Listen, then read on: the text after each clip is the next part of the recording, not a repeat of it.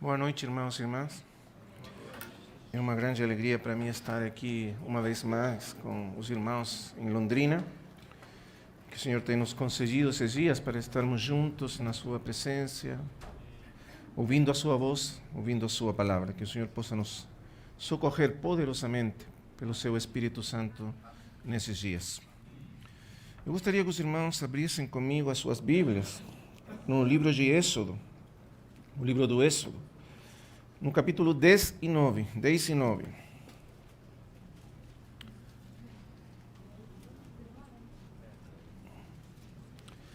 Êxodo, capítulo 10 e 9. Vamos ler vários versículos da Bíblia agora, assim que vamos ir vendo várias passagens. Primeiro vamos ler aí em Êxodo 19, versículos 5 e 6. Versículos 5 e 6.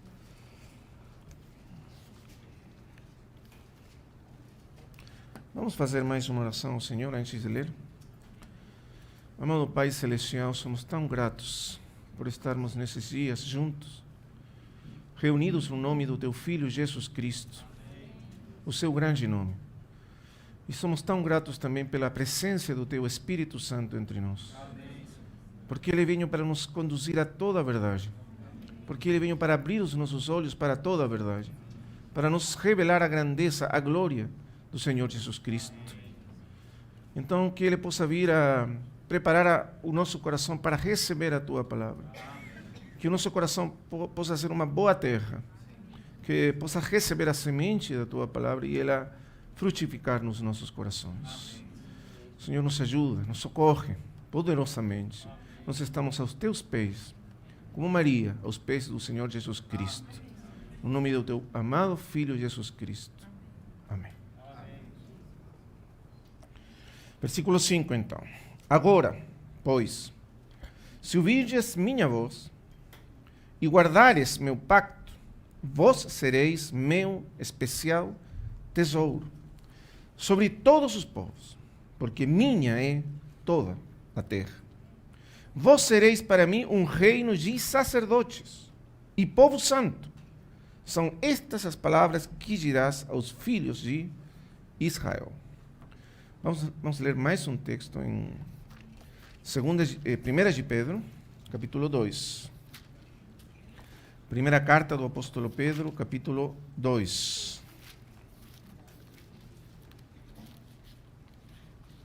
Vamos ler nos versículos 5 primeiro e depois o versículo 9.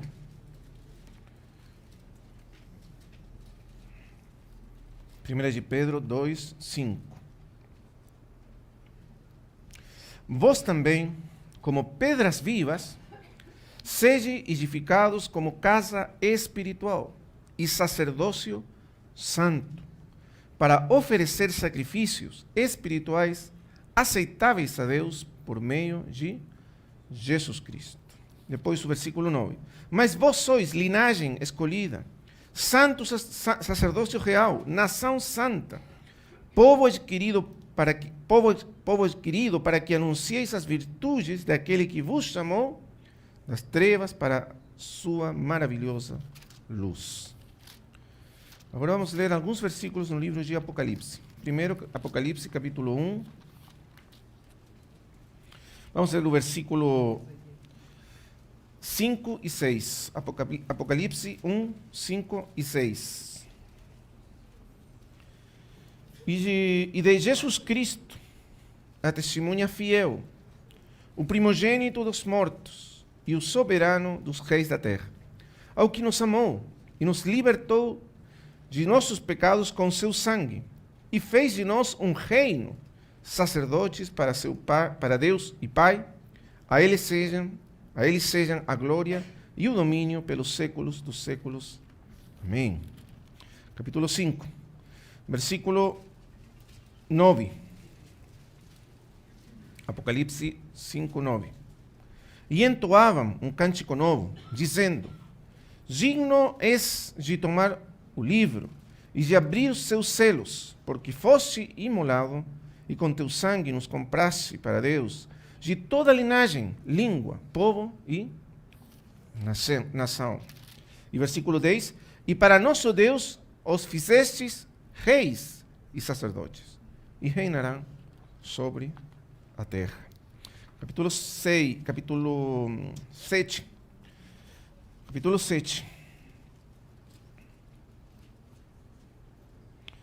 E o versículo 14. Eu lhe disse, Senhor, tu o sabes. E ele me disse, estes são os que vieram procedentes da grande tribulação e lavaram suas roupas e as embranqueceram no sangue do Cordeiro.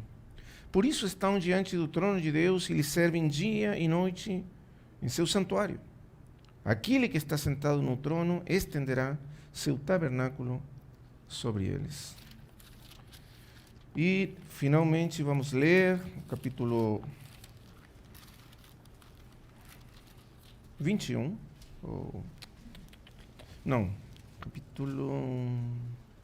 Peraí.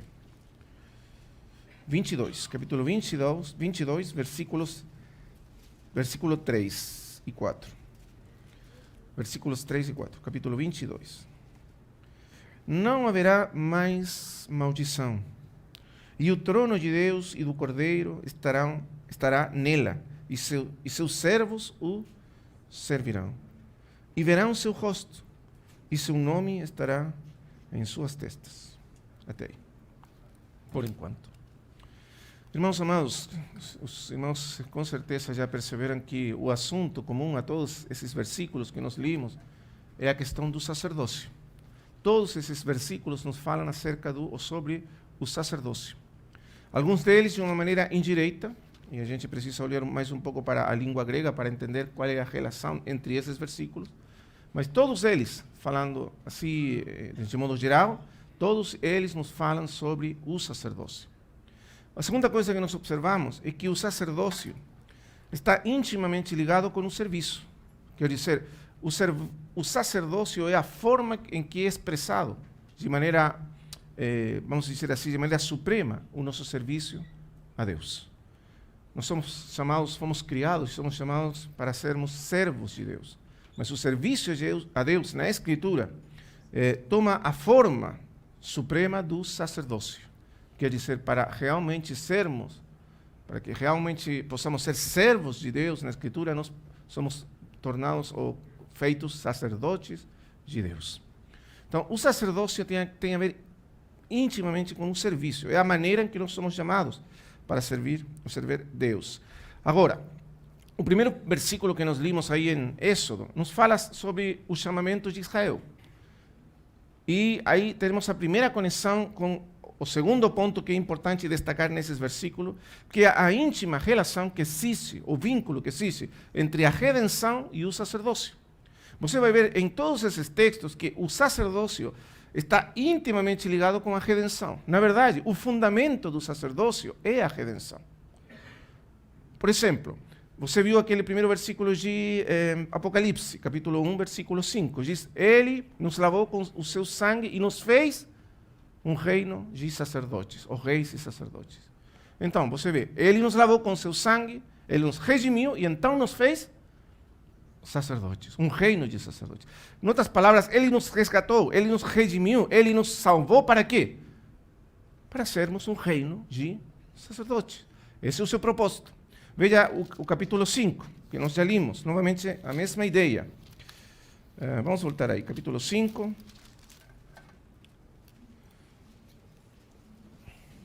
Versículo 9, porque, a segunda parte, porque foste imolado o Cordeiro, o Senhor Jesus Cristo, e com teu sangue nos compraste para Deus, de toda linhagem, língua, povo e... Ele nos comprou, nos redimiu, nos resgatou. Para o quê? Para nosso Deus, e para nosso Deus os fizeste reis e sacerdotes. Então ele resgatou, ele redimiu esse povo para ele, a igreja, para quê? Para os fazer reis e sacerdotes.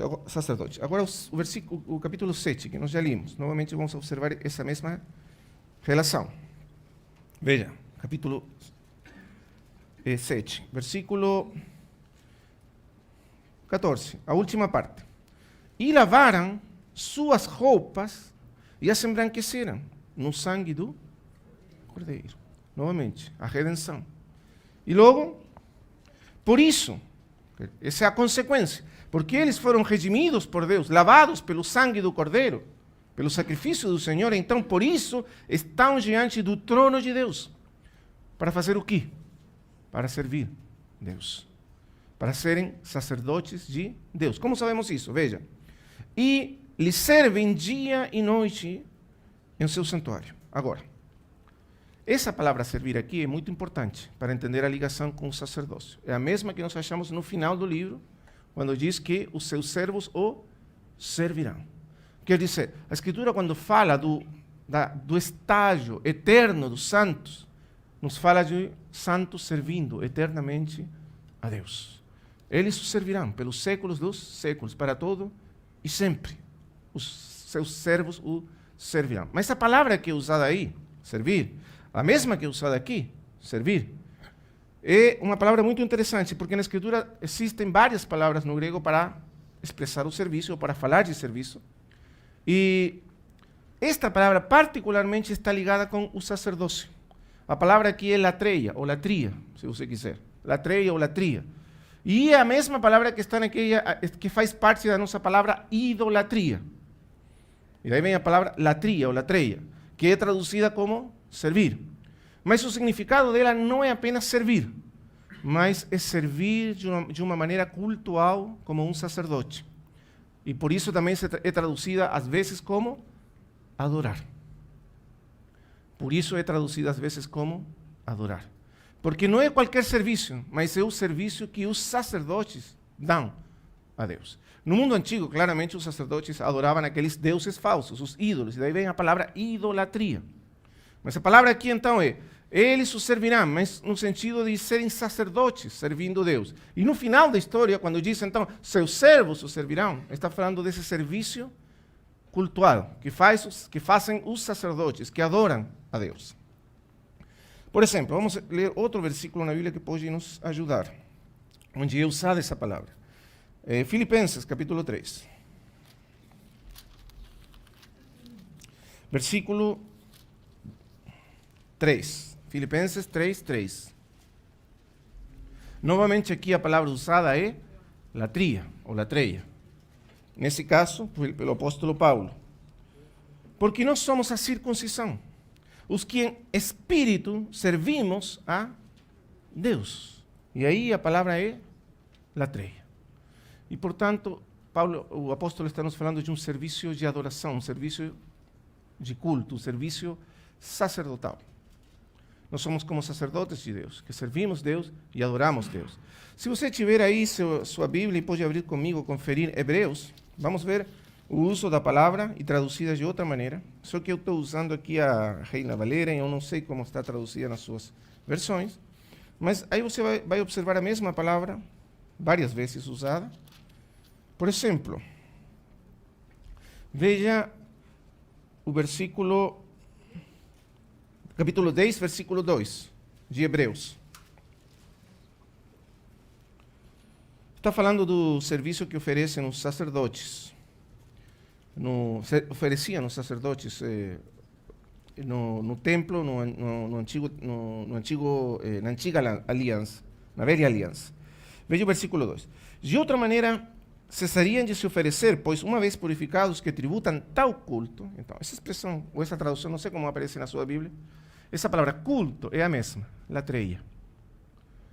Os que tributam tal serviço, ou culto, porque o significado aqui é claramente sacerdotal, é o culto sacerdotal. Então, aí você tem novamente essa palavra.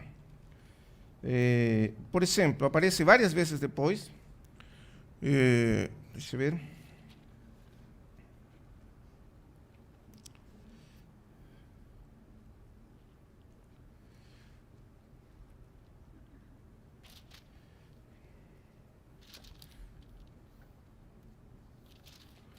Aqui.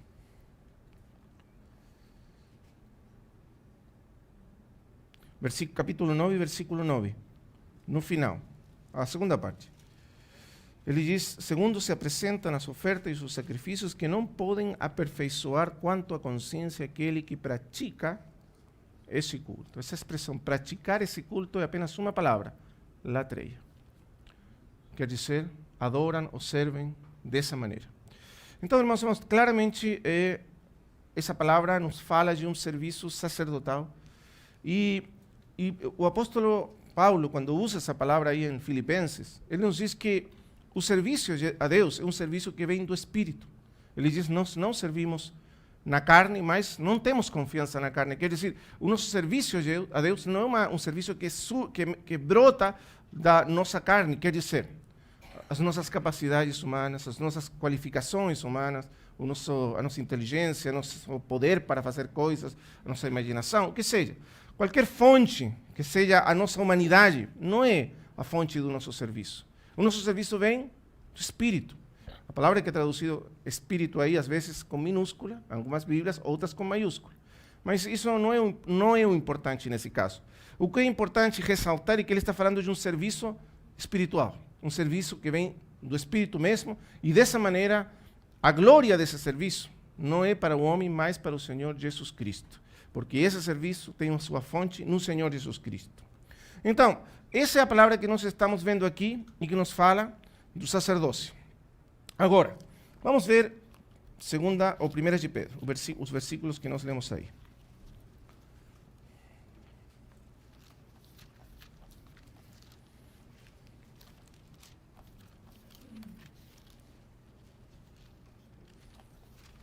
Capítulo 2.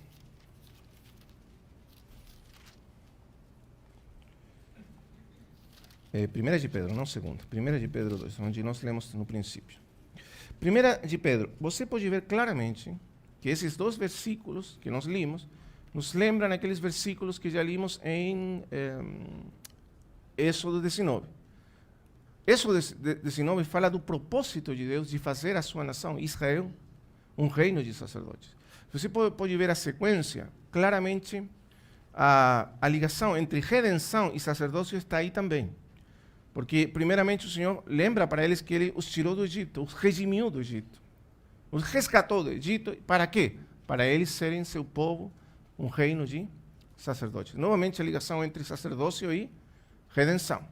Mesmo assim, olhando já de uma maneira mais ampla, você pode ver essa relação nos mesmos livros de Moisés. Você tem o livro de Êxodo, que é o livro da redenção. E logo, na sequência, vem o livro de Levítico, que é o livro do sacerdócio. Então, redenção, Êxodo, Levítico, sacerdócio. Então, o fundamento do serviço, que é Levítico, é Êxodo, a redenção. Agora, vamos ler aqui em 1 de Pedro. Capítulo 2, diz assim, vós também, versículo 5, vós também, como pedras vivas, sede edificados como casa espiritual, e sacerdócio santo. E aí nos está lembrando das palavras do livro de Êxodo, capítulo 19. Para oferecer sacrifícios espirituais, aceitáveis a Deus por meio de Jesus Cristo. Por que ele coloca essa sequência? Ele diz sacerdócio espiritual e logo para oferecer sacrifícios espirituais. Porque quando você lê o livro de Levíticos, você vai achar que os primeiros capítulos do livro falam das ofertas. Quer dizer, os sacerdotes são colocados na casa de Deus principalmente para o quê? Para oferecerem os sacrifícios. E esses são os sacrifícios que são mencionados nos primeiros capítulos de Levítico. 1, 2, 3, 4, 5, 6, 7. Falam dos diferentes sacrifícios que os sacerdotes deveriam oferecer na casa de Deus. Sacrifício do holocausto, expiação, ofertas de paz e outras ofertas. Então, você pode ver claramente por que o apóstolo está falando essas palavras, usando essas expressões. Mas o sentido de Pedro, claramente, ele nos diz espirituais. Quer dizer, não são mais esses sacrifícios físicos de animais, de sangue derramado e tudo isso, senão espirituais. Quer dizer, o que importa não é o sacrifício físico, que já passou, por causa que eram todos tipos do sacrifício do Senhor Jesus, e todos eles se cumpriram no Senhor Jesus Cristo, no seu sacrifício, mas agora o que fica para frente? Então, o significado espiritual dos sacrifícios. Nós temos que oferecer sacrifícios espirituais. E esses sacrifícios espirituais são o serviço que nós somos chamados a oferecer ao Senhor na sua casa. Agora, veja comigo capítulo 2, versículo 9. Mas vós sois linhagem escolhida, sacerdócio real. Novamente, a mesma expressão que aparece várias vezes no livro de Apocalipse. Real sacerdócio. Nação santa, povo adquirido, para que anuncieis as virtudes daquele que vos chamou das trevas para a sua maravilhosa luz. Amém. Novamente, o sentido do sacerdócio, então, é servir a Deus, mas aqui está ligado com a ideia de sermos anunciadores das virtudes daquele que nos chamou. Irmãos amados, a pergunta que surge, então, é a seguinte: o que é um sacerdote? O que é um sacerdote? Essencialmente, na história da igreja, os irmãos sabem que uma grande porção da igreja, uma grande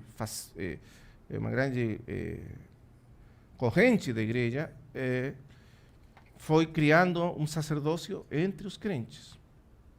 Porque na igreja católica era pensado, e até hoje se pensa, que o sacerdócio é um ofício que apenas alguns crentes devem exercer, poucos. E então eles são chamados de sacerdotes. Quando começou a reforma, no século XVI, um dos grandes gritos de batalha da reforma foi o sacerdócio de todos os crentes. Martinho Lutero escreveu sobre o sacerdócio de todos os crentes. O que quer dizer isso?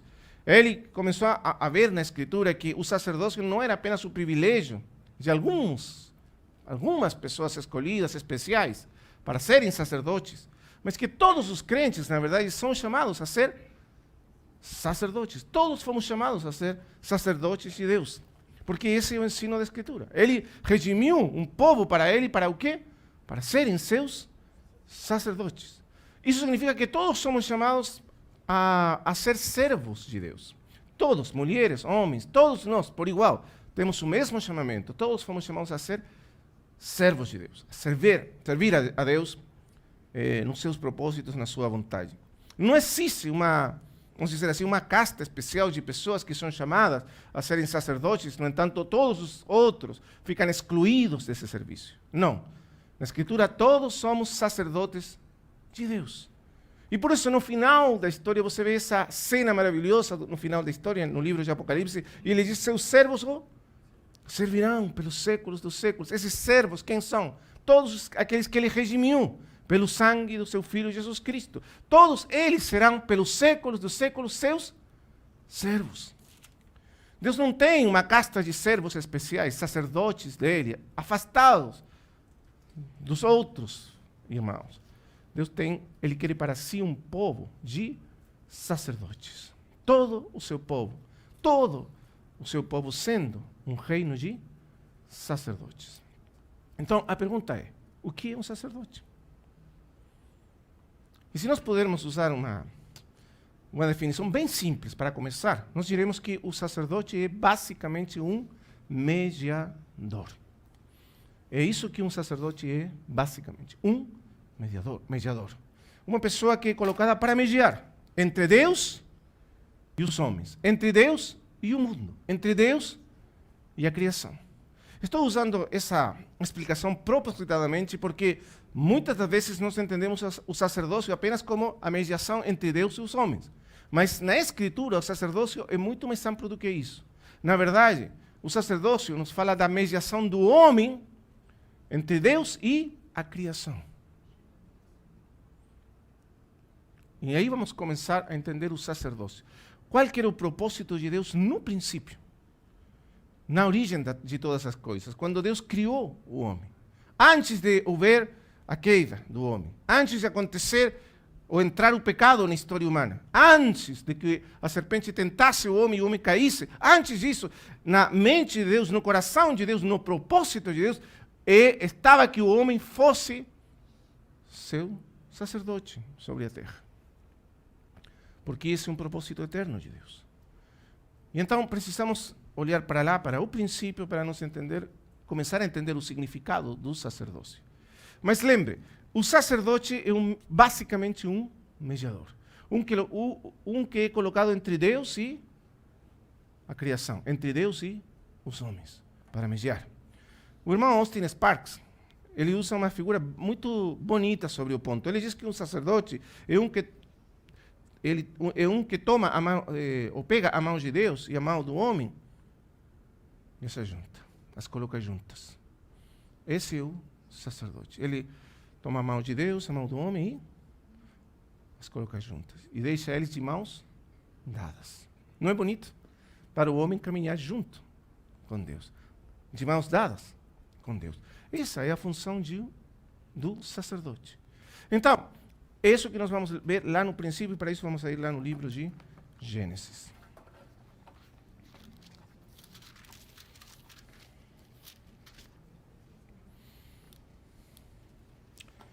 Livro de Gênesis, capítulo 1. Vamos ver algumas coisas aqui interessantes.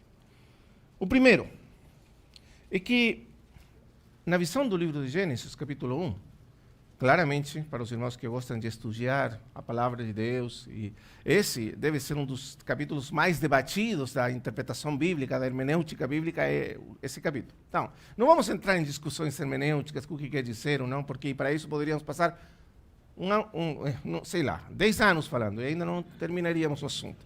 Então, vamos fazer simplesmente vamos dar uma olhada assim, bem geral. Mas, o ponto é o seguinte, o livro de Gênesis é um livro principalmente de revelação.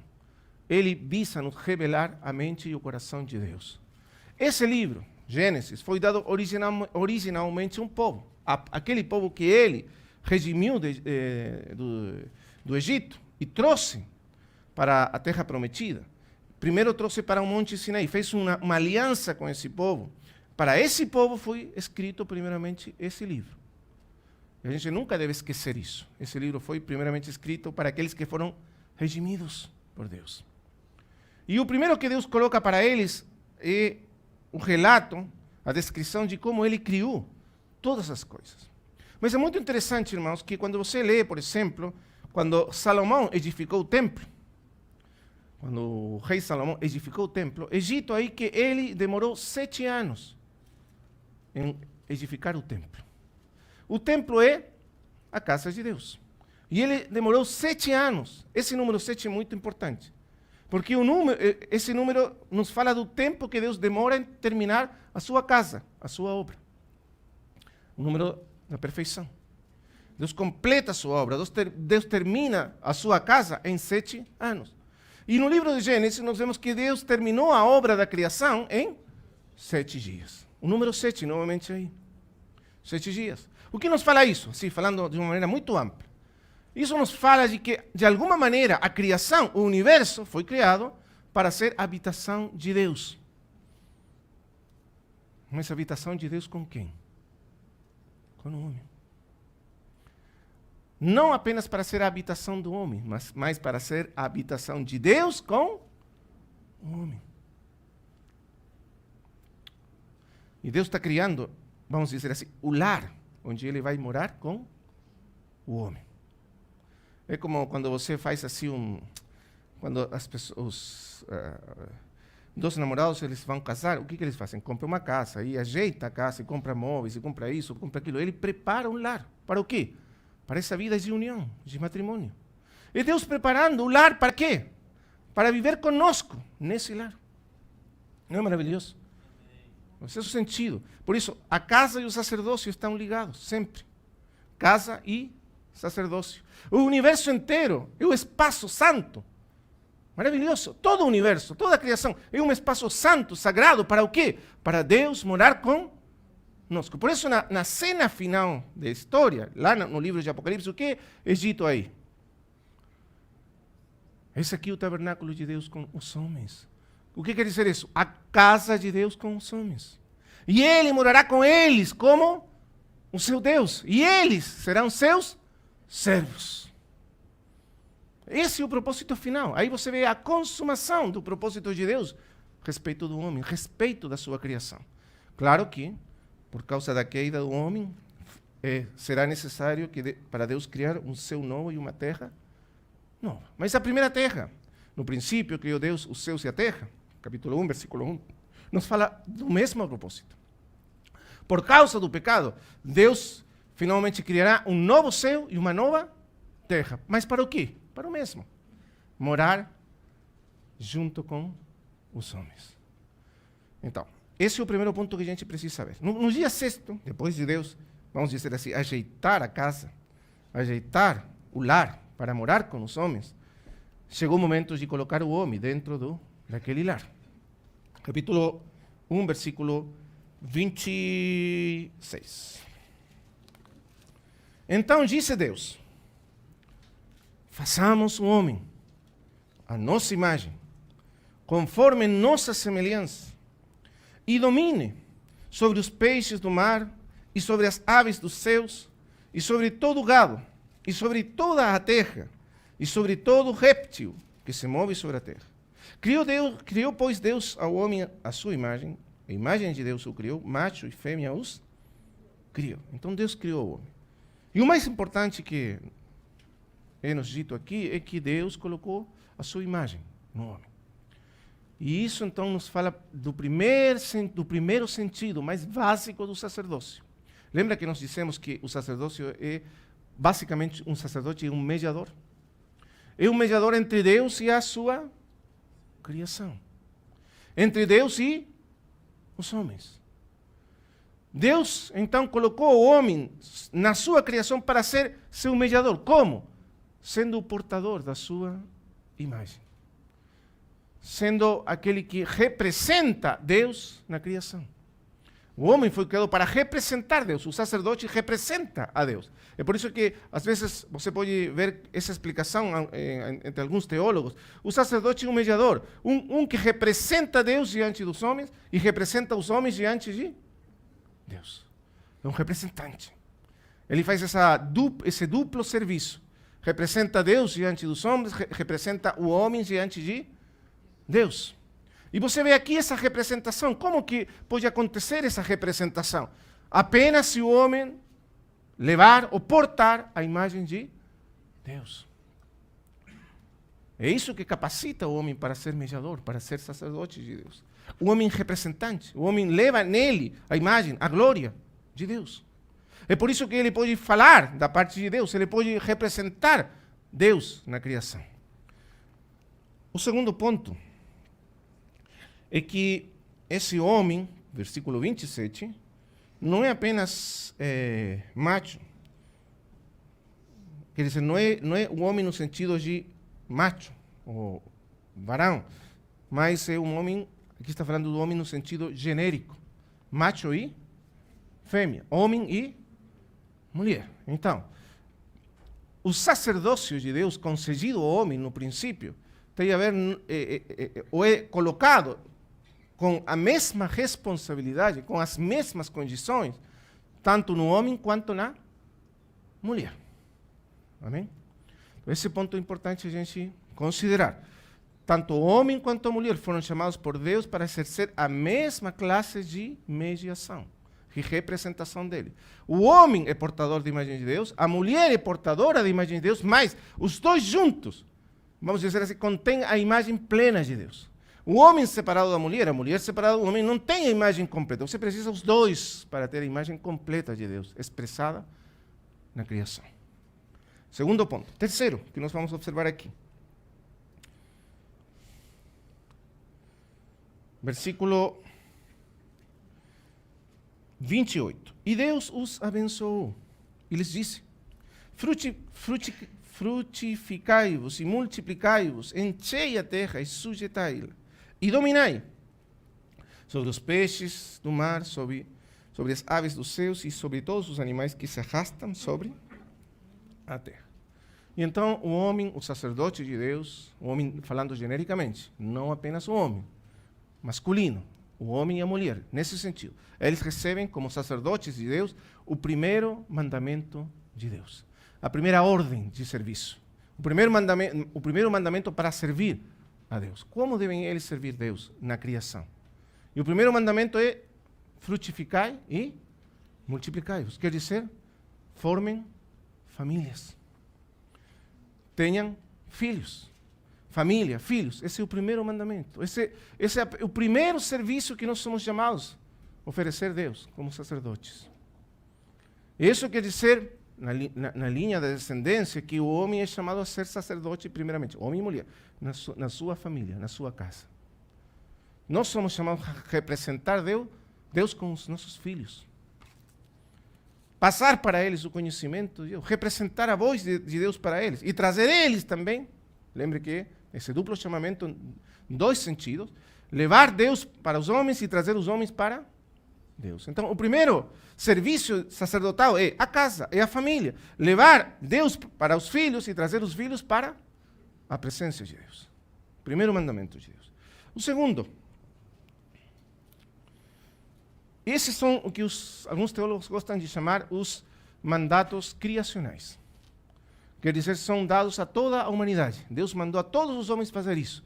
E, portanto, todos os homens são responsáveis aos olhos de Deus por cumprir esses mandatos criacionais. Todos os homens. O segundo ponto é que ele diz: dominai sobre os peixes do mar, sobre as aves dos céus e sobre todos os animais que se arrastam sobre a terra. Isso quer dizer que o homem não é apenas representante de Deus para outros homens, mas também para a mesma criação de Deus. O homem tem que trazer o conhecimento, o propósito, a vontade de Deus e desenvolver esse propósito na criação. Amém? Quer dizer, trazer o conhecimento de Deus e encher a terra do conhecimento de Deus. Mandato criacional.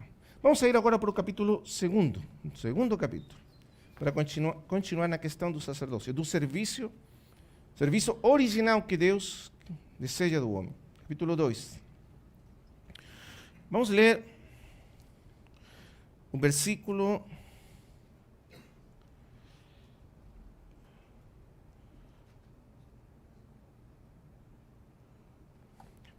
8. Plantou o Senhor Deus um jardim no Éden, ao oriente, e pôs ali o homem que havia formado. Veja agora o versículo... Vamos ler primeiro o versículo 5, para entender o contexto total.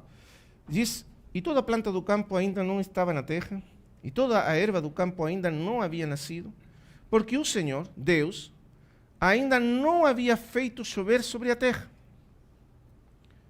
Nem havia homem para, veja bem essa expressão, para lavrar a terra.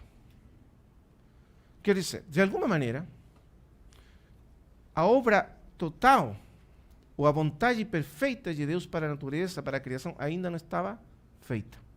Por quê? Porque não havia homem para lavrar a terra. Quer dizer, a vontade perfeita de Deus para a sua criação só vai ser expressada, cumprida, quando o homem possa vir, possa estar aí e lavrar a terra, lavrar a criação. O que quer dizer lavrar? Cultivar. Então vamos ver o seguinte versículo. Deus colocou o homem naquele jardim que ele mesmo plantou. E veja o que diz agora o versículo 15. Tomou, pois, o Senhor Deus o homem e colocou no jardim do Éden, para que o lavrasse e o guardasse. E aqui é o segundo mandato. Se o primeiro mandato é chamado de mandato criacional, tem a ver com a família e a criação toda, o segundo mandato é o que alguns chamam de mandato cultural. O que quer dizer isso? Lavrar a terra e guardar a terra. Lavrar o jardim e guardar. Agora, a palavra lavrar também é cultivar. E dessa palavra decorre a nossa palavra cultura. A palavra cultura vem de cultivar. E o que é a cultura? É o produto, o efeito do cultivar do homem da criação de Deus. Quando o homem cultiva a criação de Deus, o que ele produz? Cultura. O que quer dizer cultura? Produções, materiais, ferramentas, depois casas, depois tecnologia, depois muitas coisas que ele produz cultivando a criação de Deus. Você entende o que estamos falando? Para cultivar você precisa primeiro conhecer, entender os processos da semeadura, da colheita, conhecer todo o processo e depois usar esse processo para fazer que a terra produza. Então, isso é a cultura. Então, você pode ver claramente que Deus mandou o homem cultivar a terra. O propósito original do homem, de Deus para o homem, que o homem cultivasse a terra, a sua criação, tirasse da criação tudo que estava aí, esperando para o homem fazer uso disso. Só que o homem caiu, só que o homem pecou e o homem usou a terra, cultivou a terra, mas produziu coisas que não eram para glorificar a Deus. Outras sim e outras não. Mas esse é o mandato primeiro. E o segundo, para que a guardasse ou protegisse a terra que Deus lhe deu. Coisa que claramente os homens não temos feito. E por isso muitos dos problemas climáticos de hoje são causados por negligenciar esse mandamento essencial, cuidar da terra que Deus nos deu. Mas também tem a ver com proteger a terra do mal. O homem foi colocado por Deus para proteger a terra do mal, porque a serpente estava por aí, por perto, esperando a sua oportunidade para entrar e danificar a criação de Deus. Então, todos esses são mandatos que têm a ver com o serviço básico, fundamental de Deus para o homem. Você já sabe, não vamos entrar no capítulo 2, o que continua, o capítulo 3, a queda do homem. Nós todos sabemos isso, mas é importante dizer que por causa dessa queda, tudo isso ficou impossível de ser alcançado para o homem. Esse propósito original de Deus, esse mandato original de Deus continuou de alguma maneira funcionando, mas distorcido, deformado. Os homens cultivaram a terra, os homens multiplicaram sobre a terra, mas não da maneira que Deus queria que o fizessem. E isso por causa do pecado. Então, o pecado entrou na história humana, o pecado entrou no coração humano e então trouxe um total afastamento do propósito original de Deus. E o homem longe de ser um servo de Deus, ser um sacerdote de Deus, se tornou um rebelde, se tornou um ser afastado de Deus, que não serve mais a Deus, não adora mais o verdadeiro Deus, mas serve ele mesmo, adora os falsos deuses e ídolos deste mundo. O que eu queria então que nós entrássemos agora é ver como que a Escritura nos mostra a questão do serviço e como o pecado entra para fazer que o serviço a Deus seja praticamente impossível. O pecado nos torna ou nos faz pessoas que não temos capacidade de ser servos de Deus. Nenhum de nós realmente agora, por causa do pecado, pode servir mais Deus, nem cumprir mais esse mandamento original de sermos sacerdotes. E nós vamos ver isso no capítulo 4 de Gênesis, os primeiros versículos, porque lembre, nós vimos aí, todos os versículos que nós vimos, é que a redenção é fundamental para o sacerdócio. Que sem redenção não existe serviço a Deus. Sem redenção não existe sacerdócio para Deus. E isso por quê? Por causa da queda. E por isso, sem redenção, nenhum de nós poderia nunca realmente ser um servo de Deus. Capítulo 4, versículo 1. Coabitou Adão com sua mulher, Eva, a qual concebeu e deu à luz Caim. E disse: adquiri um varão pela vontade do Senhor. Depois deu à luz Abel, seu irmão. Abel foi pastor de ovelhas e Caim foi lavrador da terra. Depois do pecado, depois da caída, eles foram expulsos do jardim do Éden, foram expulsos da presença de Deus. O caminho para a árvore da vida foi escondido deles por causa do pecado. E começou essa vida fora, longe do propósito divino para eles, ainda cuidados por Deus, ainda protegidos pelo amor de Deus, mas já contaminados, já marcados, já fragmentados, fraturados internamente pelo pecado. E aqui, imediatamente, você começa a ver as consequências do pecado na vida humana. Como o pecado torna impossível que nós realmente possamos servir a Deus. Porque, você vê aqui, o primeiro, eles têm 2 filhos. O primeiro é Caim e o segundo é Abel. E os dois começam a cumprir esse mandato criacional de Deus. Os dois começam a lavrar a terra e os dois começam a trazer o fruto do seu trabalho a Deus. Porque o trabalho faz parte desse propósito. O trabalho foi dado ao homem para servir Deus através do seu trabalho. Então veja o que aconteceu. Depois diz que Abel foi pastor de ovelhas e Caim foi lavrador da terra. É interessante que Caim, ele, vamos dizer, aprendeu o ofício original. Deus colocou Adão no jardim para o quê? Para lavrar a terra. E Caim, o que foi? Lavrador da terra. Você pode ver a conexão entre esse primeiro mandato e Caim sendo lavrador da terra. Mas a Escritura vai nos mostrar quanto fracassa agora o homem para cumprir esse mandato divino, esse serviço a Deus. Como foi? Aconteceu, versículo 3, que passado um tempo, Caim trouxe do fruto da terra uma oferta ao Senhor. E Abel trouxe também dos primogênitos de suas ovelhas e da gordura destas uma oferta. Você lembra para que são colocados os sacerdotes na casa de Deus? Para oferecerem sacrifícios, ofertas. No livro de Levítico, como já falamos, o primeiro que acontece, o primeiro que é falado aí são as regras do serviço. O que os sacerdotes devem oferecer a Deus. E aí aparecem claramente as ofertas. Então, aqui temos esses dois homens, trazendo suas ofertas ao Senhor, trazendo o seu trabalho ao Senhor. Mas será que esse trabalho pode ser aceito por Deus?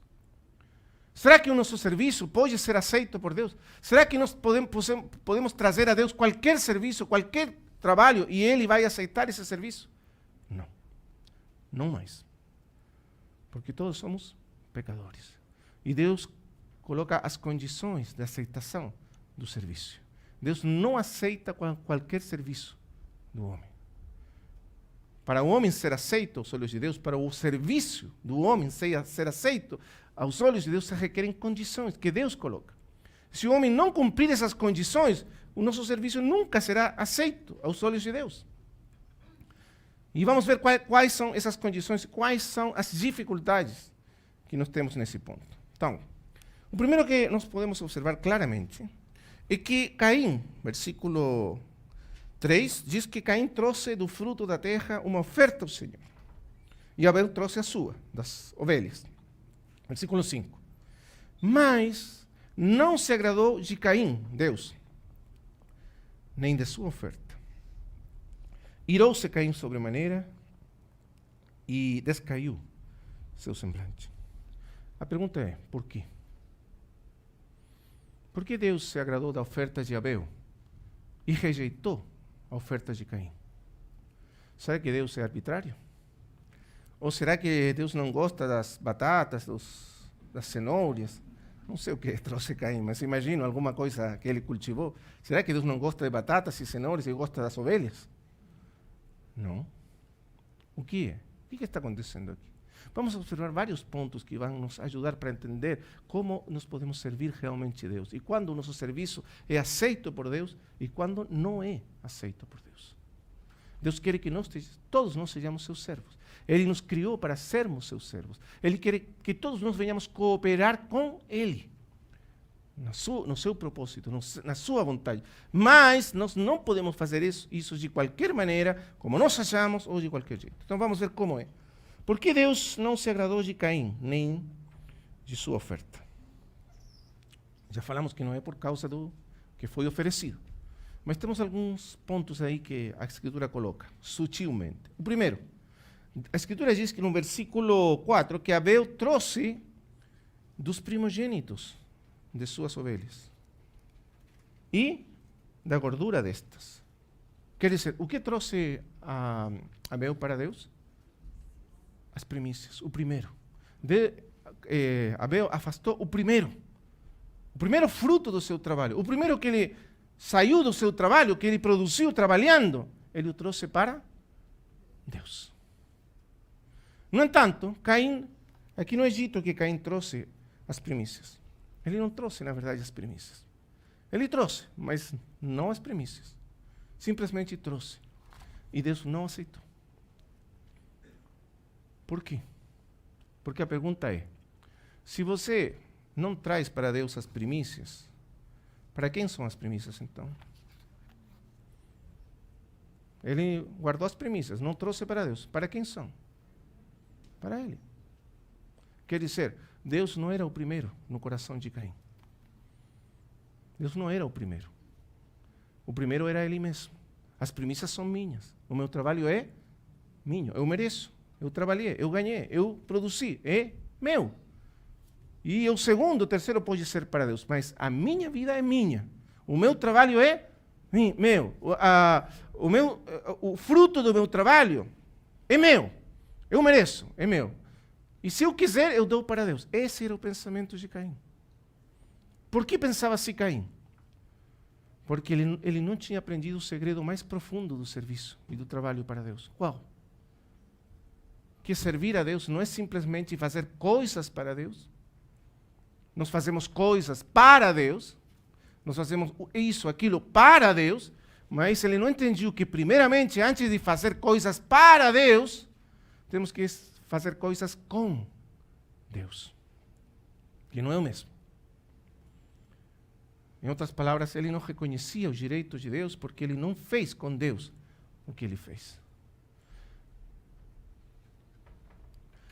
E por isso, então, ele levou não as primícias, senão outra coisa que era inferior. Então, ele não tinha Deus como aquele que ele adorava. Então, você lembra que nós dissemos que servir e adorar na Escritura são a mesma palavra?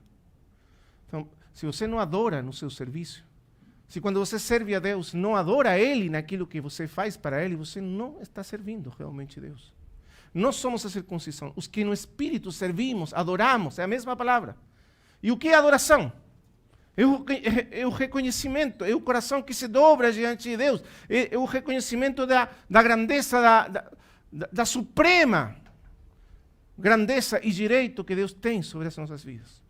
Isso é adoração. Reconhecer que tudo vem dele, que tudo que nós temos é dele, que se nós existimos é por causa dele, que nós não existiríamos, não seríamos, não faríamos nada a não ser por ele. Ele nos criou, ele nos sustenta, ele nos dá tudo. Ele merece tudo. Entende? Não porque nós damos para eles, mas porque ele nos deu primeiro. Então, o princípio é, nós damos porque ele nos deu primeiro. Ninguém deu para Deus alguma coisa antes de receber de Deus primeiro. Ninguém, nunca. Jamais isso aconteceu, nem acontecerá. Porque dele, por ele e para ele são todas as coisas. Se nós não entendermos esse princípio, não entendemos que o nosso serviço, na verdade, brota da nossa comunhão com Ele, da nossa dependência dEle, do nosso relacionamento com Ele, que a nossa capacidade de criar, de fazer, de servir, tem que vir dEle. Nós não entendemos o serviço. O pecado produz essa terrível separação entre Deus e o homem. O homem entra nessa condição carnal, da qual fala o apóstolo Paulo em Filipenses capítulo 3, versículo 3. O que quer dizer? Que nós não servimos na carne, não temos confiança na carne, quer dizer que nós não pensamos, não achamos, não confiamos que da nossa carne, independentemente dele, sem a sua graça, sem o seu espírito, sem os seus recursos, a sua energia, nós poderemos fazer algo para ele. Por isso Caim não entendeu quão profundamente o pecado tinha danificado o seu coração. E, veja agora o versículo, Deus rejeitou a oferta, então, de Caim. E o Senhor disse a Caim, versículo 6, por que tiraste? E por que descaiu o teu semblante? Se bem fizeres, não serás enaltecido? E se não fizeres bem, o pecado está à porta. Contudo, isso para ti será seu desejo, mas tu dominarás sobre ele. Em outras palavras, o Senhor está dizendo, Caim, o problema é o pecado no teu coração. Você está deixando que o pecado domine o seu coração. E por isso você está trazendo essa oferta para mim. Mas você pode mudar isso. Basicamente isso. Não vamos entrar no ponto porque não é o nosso estudo agora. Mas o interessante é o segundo. Por que Deus aceitou, então, a oferta de Abel? O serviço de Abel. Por quê? Porque Abel fez duas coisas fundamentais. Primeiro, ele trouxe o primeiro, os primogênitos, as primícias. O coração de Abel era reconhecer que tudo que ele tinha, tudo que ele era, todo o produto do seu trabalho era realmente de Deus. Não era algo que ele dava a Deus, era algo que pertencia a Deus, que não é o mesmo.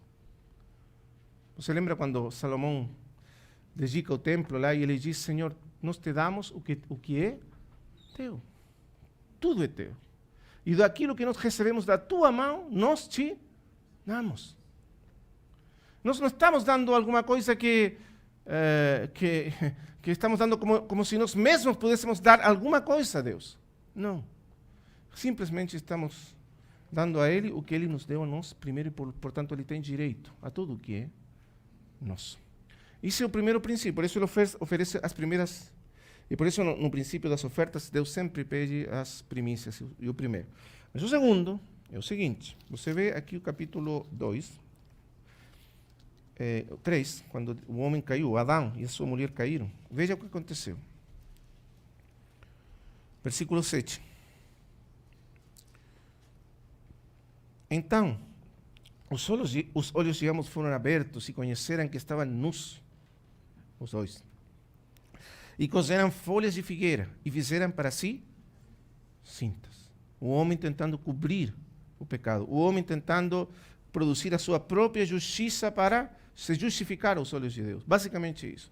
Desde esse momento, o homem está tentando, desde o princípio, o homem está tentando justificar-se a si mesmo aos olhos de Deus. Mas isso não é possível. Veja o que aconteceu depois. Mas o Senhor Deus chamou o homem e lhe disse: onde estás? É Deus que vem buscar. Deus que vem até nós. Ele respondeu: ouvi tua voz. O homem estava escondido. É o Deus que foi buscar o homem. Não o homem que buscou Deus. O homem se escondiu de Deus por causa do pecado. Mas Deus veio para buscar o homem. Sempre é assim. Ele respondeu: ouvi tua voz no jardim e tive medo. Porque o pecado produz medo. Porque estava nu e me escondi. E disse-lhe Deus: quem te mostrou que estavas nu? Comesses da árvore que eu te mandei que não comesses? E aí começa a explicar as consequências do pecado. Veja agora o versículo 21. Depois das consequências que o Senhor mostra para o homem. 21. Fez o Senhor Deus para o homem e para a sua mulher túnicas de peles e os vestiu. Deus mesmo os vestiu. Essas túnicas que lhe fizeram de folhas de figueira não serviam. Era a justiça do homem tentando esconder o pecado aos olhos de Deus. Mas agora Deus mesmo foi e vestiu eles, mostrando que só Deus pode salvar ao homem. Que só Deus tem o poder de nos salvar. Que só Ele pode nos liberar do poder do pecado. Que se nós somos pecadores, só Ele pode nos justificar. Mais ninguém. E então, que sem essa justiça dele, nós estamos totalmente fora do seu favor e não poderemos jamais agradar Deus sem a justiça que Ele nos dá. A nossa justiça, as nossas obras, os nossos esforços, os nossos méritos nunca poderão ser aceitos aos olhos de Deus. O que nós precisamos é a justiça dele em nós. É isso que ensinou dessa maneira tão, vamos dizer assim, pedagógica, tão simples, o Senhor com esse evento de vestir eles com peles de animais. Mas isso ficou muito profundo. Você vai ver que isso ficou marcado no coração dos primeiros homens, de Adão e Eva. E de alguma maneira, isso passou para o filho mais novo, Abel. Abel entendeu. Quantas vezes ele haverá escutado a história dos pais, o que Deus fez por eles naquele jardim? Que Deus mesmo vestiu eles com peles de animais. Então, ele entendeu que de alguma maneira Deus poderia ser, que o homem poderia ser aceito aos olhos de Deus, não com base na sua justiça, nas suas obras, nos seus méritos, como pensou Caim, mas com base apenas no sacrifício de uma vítima que tomasse ou substituísse o homem aos olhos de Deus. Porque para Deus cobrir com peles os seus pais, o que foi preciso para Deus fazer? Sacrificar uma vítima. Um animal inocente, para vestir eles com a justiça, com as peles daqueles animais. Então, de alguma maneira, isso entrou profundamente na consciência de Abel. E ele entendeu que, para ele ser aceito aos olhos de Deus, ele não poderia apresentar-se com a sua justiça, com as suas obras, com seu esforço, com seu trabalho. Ele precisava de algo mais. A justiça que vem de uma vítima que se oferece no nosso lugar. E por isso ele se apresentou dessa maneira, com aqueles cordeiros. E o ponto mais profundo, que vamos simplesmente mencionar, mas não aprofundar, porque para isso precisamos entrar no segundo ponto, que é a consagração no livro de Levíticos, mas pelo menos vamos mencionar o último ponto, da oferta de Abel. A Escritura diz que ele ofereceu, capítulo 4, versículo 4, e Abel trouxe também dos primogênitos. E essa palavra-chave aqui, primogênitos. Abel ofereceu os primogênitos. E essa expressão aí, os primogênitos, nos fala do princípio final da substituição que vamos ver finalmente lá no livro de Levítico. Os primogênitos. Tem que ser um primogênito. É um primogênito que é oferecido para nós sermos aceitos aos olhos de Deus.